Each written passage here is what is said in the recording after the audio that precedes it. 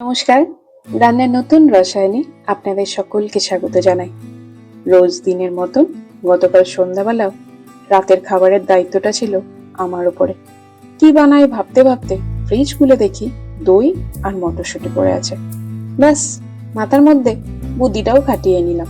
এই দুটো জিনিস দিয়েই আজকে ডিনার বানাবো, আর যা ভাত আর রুটির সাথে দারুণ লাগবে। যেমন ভাবা তেমন কাজ। দই নিয়ে নিলাম 100 গ্রাম, তার মধ্যে দিয়ে দিলাম 2 চামচ মতন বেসন।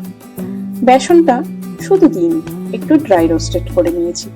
দেখুন, দই আর বেসনটা আমাদের প্রত্যেকের বাড়িতেই থাকে, মিক্স করে নেবেন। এবার কিছু কিছু জিনিস লাগবে, তা হচ্ছে রসুন কুচি, আদা কুচি, লঙ্কা কুচি আর পেঁয়াজ কুচি। আর লাগছে মটরশুঁটি। মটরশুঁটিটাকে না আমি একটু হালকা ভাপিয়ে নিয়েছি। এবার কড়াইয়ে দিলাম 1.5 চামচ মতন ঘি।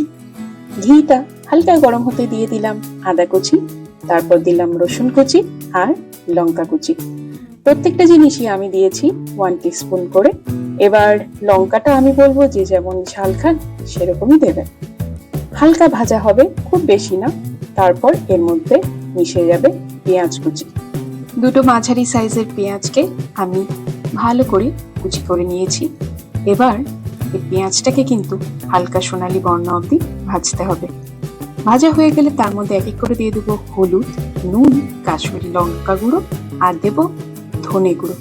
ধনে গুঁড়ো আর কাশ্মীরি লাল লঙ্কার গুঁড়ো দিয়েছি 1 টিস্পুন, নুন দিয়েছি স্বাদ মতন আর হলুদ দিয়েছি 1/2 টিস্পুন। মশলাগুলো ভাজা হয়ে গেলে মটরশুঁটিটা দিয়ে হালকা একটু ভেজে নিতে হবে। যেহেতু মটরশুঁটিটা আমি আগে একটু ভাপিয়ে নিয়েছি, কেন হালকা ভাজলেই হবে। আরেকদিকে দই আর বেসনের মিশ্রণটা যে রেস্ট করছিল, তার মধ্যে দিয়ে দিলাম মোটামুটি 1.5 কাপ মতন জল দিয়ে মিক্স করে নিতে হবে মিশ্রণটা। দেখুন, মটরশুঁটিটা কিন্তু আমাদের ভাজা হয়ে এসছে। এটা ভাজতে ভাজতে একটা কথা বলে নিই, চ্যানেলে দেখানো রান্নাগুলো ভালো লাগছে তো?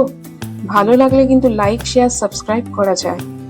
দেখুন, গল্প করার মাঝে দইয়ের যে পাতলা মিশ্রণটা তৈরি করে রেখেছিলাম সেটা এর মধ্যে দিয়ে দিলাম আর হালকাভাবে নেড়ে নিলাম। আঁচটা থাকবে কিন্তু একদম মিডিয়াম। এই জিনিসটা তো শুধু শুধু খাওয়া যাবে না, একটু তড়কা তো পড়তে হবে। তার জন্য সোমবারের পাত্রে 1 টিস্পুন মতন ঘি গরম করে দিয়ে দিলাম গোটা জিরে, 2টো শুকনো লঙ্কা, আদা, রসুন কুচি আর দিলাম কাশ্মীরি লাল লঙ্কার গুঁড়ো। ব্যাস, একটু ভেজে নিয়ে এই মিশ্রণের উপরে ছড়িয়ে দিয়ে নেড়ে চেড়ে নেব। আমাদের দই মটরশুঁটির রেসিপিটি একদম রেডি। ইয়াম্মি হয়েছে না দেখতে? খেতেও কিন্তু ঠিক তাই। রুটি বা ভাত দুটোর সাথেই চলবে। আমি খেয়েছিলাম ভাতের সাথে, আর আমার মা বাবা খেয়েছিল রুটির সাথে। আমার তো দারুণই লেগেছিল, কারণ আমি নিজে রান্না করেছি, ভালো বলতেই পারি।